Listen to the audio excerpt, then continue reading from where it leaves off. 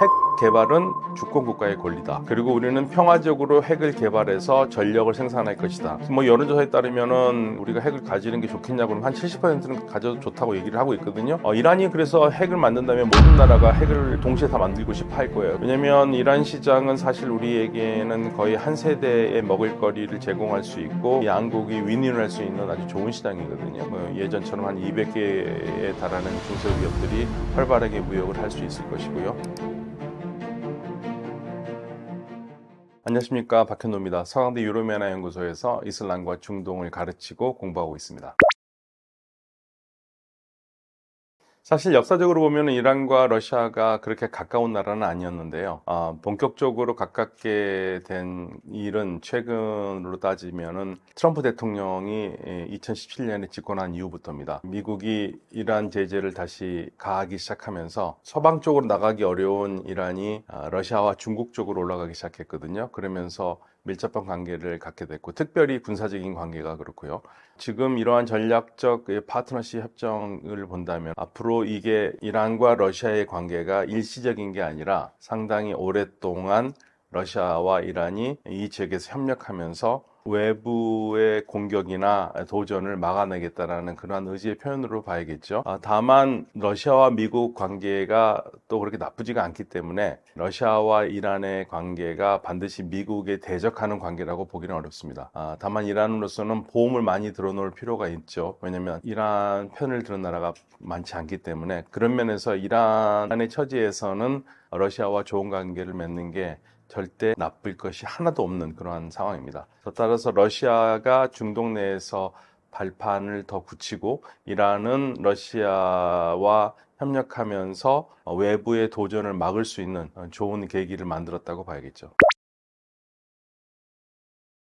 사실은 트럼프 대통령뿐만 아니라 미국은 2012년부터 중국 봉쇄 전략을 시작했고요. 트럼프 대통령뿐만 아니라 모든 대통령들이 중국 봉쇄가 그리고 중국의 부상을 막는 것이 미국의 국가적인 목표가 되었기 때문에 트럼프 대통령도 거기에서 전혀 다를 바가 없습니다. 다만 이제 대통령들마다 차이가 있고 행정부마다 차이가 있어서 어떻게 강하게 하느냐 약하게 하느냐의 차이일 뿐일 텐데요. 아무래도 트럼프 대통령은 겉으로 소리가 많이 나게 떠들썩하게 하는 편이죠.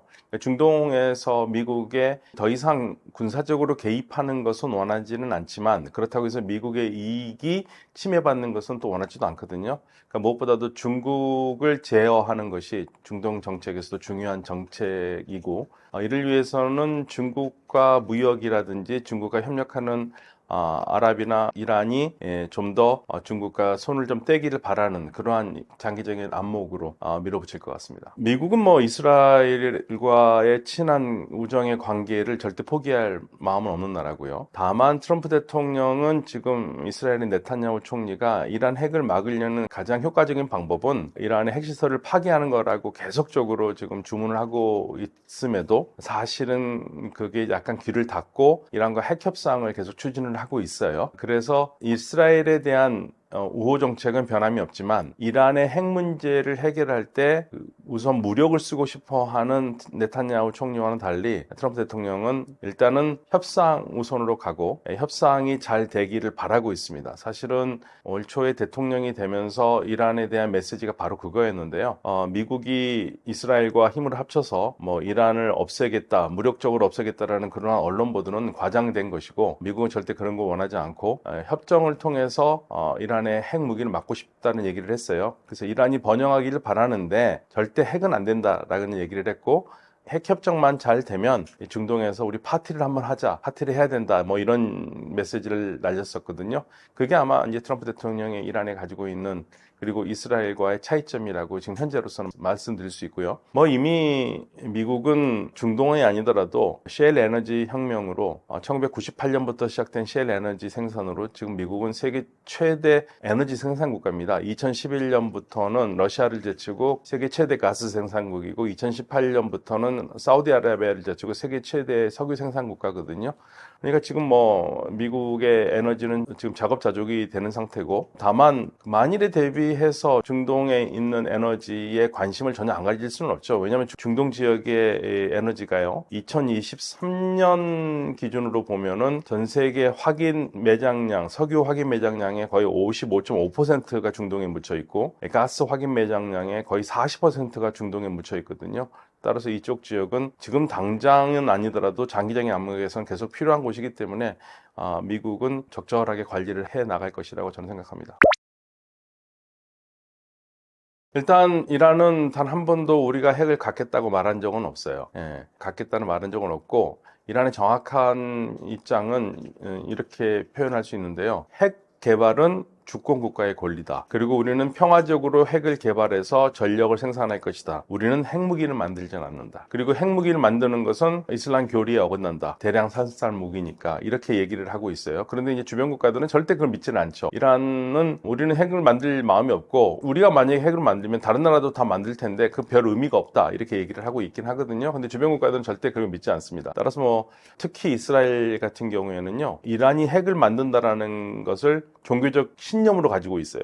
종교적 신념이라고 할 정도로. 그러니까 이스라엘에서는 이란이 핵을 만드는 것은 거의 뭐 확실하다고 믿고 있기 때문에 어떻게 해서든지 막으려고 하고 있는 거죠. 이란이 핵을 갖게 된다면은 사실은 핵 도면 현상이 날 수밖에 없습니다. 이란이 갖면 주변 국가들이 다 갖고 싶고 하겠죠. 특히 무함마드 빈 살만 사우디아라비아 왕세자는 이미 말한 적이 있습니다. 이란이 핵을 가질 거라고 생각하지는 않지만 만약에 핵을 갖는다면 우리 사우디아라비아도 가질 수밖에 없다는 얘기를 했고요. 따라서 이란이 핵무장을 하면 주변의 모든 국가들이 핵무장을 할 거기 때문에 이거는 핵 도미노 현상이 일어나고, 단순히 중동을 넘어서서도 아니라 전 세계적으로 이 도민 현상이 일어날 수 있기 때문에 어떻게 해서든지 지금 핵 질서 잡기 위해서라도 국제사회가 기존에 핵을 갖고 있는 나라 외에는 핵을 갖지 못하도록 지금 계속 압력을 놓고 있는 거죠. 따라서 지금 현재 미국은 이란과 핵 협상을 하면서 무기급 플루토늄을 추출하거나 그런 것을 가지 못하도록 막는 거로 지금 방향을 잡고 있는데, 정확하게 미국이 이란의 모든 핵시설을 수준을 낮춰서 동결하는 건지 프로그램을, 아니면 아예 핵을 제거하는 건지, 이 두 가지 갈림길에서 현재까지는 보면은 제거라기보다는 핵 능력을 평화적인 핵 개발 정도, 그러니까 즉 전력 생산할 수 있는 정도. 그러니까 2015년에 핵 협정할 때 우라늄 농축을 3.67%로 얘기를 했거든요. 아마 그 수준에서 막으려고 하는 게 아닌가라는 그런 추측이 나오고 있습니다. 그러니까 사실은 우리나라 국민들도 북한 핵이 너무 걱정이 되니까 우리도 맞대응해서 우리도 핵을 가져야겠다는 생각들을 많이 했고, 또 일부 정치인들은 또 공개적으로 얘기를 해서 국제적으로 파장을 일으키기도 했어요. 뭐 여론조사에 따르면은 우리 국민들에게 여론조사를 해서 우리가 핵을 가지는 게 좋겠냐고 그러면 한 70%는 가져도 좋다고 얘기를 하고 있거든요. 근데 문제는 핵을 갖고 싶다고 그래가지고 쉽게 국제사회가 허락하지는 않습니다. 그 많은 경제 제재가 들어올 거고요. 그러면 핵을 하나 갖겠다라는 목적 하나 때문에 경제 생활이 피폐가 될 수 있거든요. 그래서 뭐 여론조사를 다시 해서 만약에 경제 제재가 굉장히 극심하게 들어오는데도 핵을 가져야 된다고 생각하냐고 물어보면은 그래도 핵을 가져야 된다고 하는 사람들은 30%로 줄어들어요. 그러니까 핵 개발이라는 것은 국제사회가 용인하지 않을 거기 때문에 그건 쉽지가 않습니다. 그래서 이제 우리가 할 수 있는 거는 핵 개발, 그냥 북한 핵이 걱정이 된다 그러면 우리가 거기 맞서서 핵을 현재서 만들기 어려우니까 핵무기에 버금가는 강도 높은 재래식 무기를 만드는 거겠죠. 압도적인 재래식 무기를 만들어서 거의 핵 수준으로 되는 재래식 무기를 만드는 것은 그거는 뭐 핵 개발과는 관계가 없는 거기 때문에 그런 경우는 가능할 수 있을 겁니다. 그래서 아마 우리는 그런 방향으로 가는 게 지금 현재로서는 최선책이고요. 이란이 그래서 핵을 만든다면 모든 나라가 핵을 동시에 다 만들고 싶어 할 거예요. 그래서 이란은, 다시 말씀드립니다만, 이란은 공식적으로 우리는 핵을 만들지 않는다, 핵무기를 만들지 않는다고 얘기를 분명히 했지만 국제사회는 핵을 만들 거라고 자꾸만 의심을 하고 있고, 그래서 만약에 설령 그런 상황이 정말 최악이 돼서 이란이 핵을 만든다고 그러면 전 세계가 다 핵을 만들려고 할 거기 때문에 그럼 국제사회가 막으려고 할 수밖에 없는 상황입니다.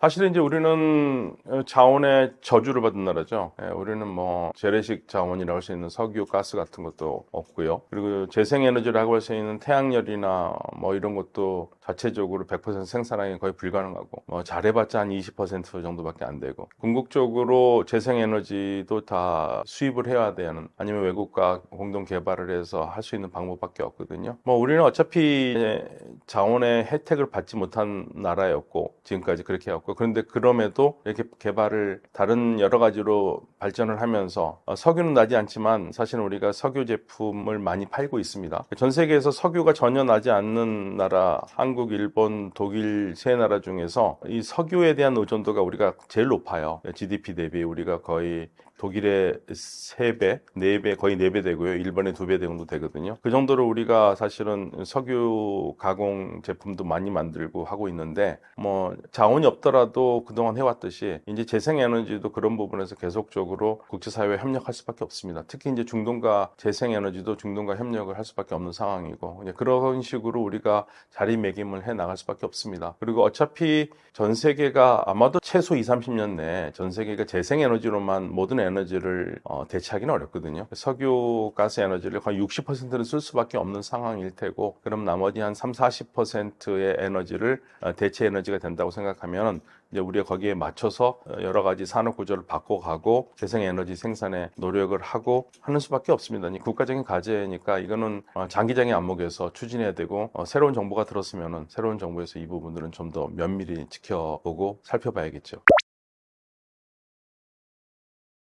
사실 우리는 이란과 미국의 핵 협정이 잘 풀려서 이란 제재가 풀리고 이란 시장이 열리기를 헉수고대하고 있습니다.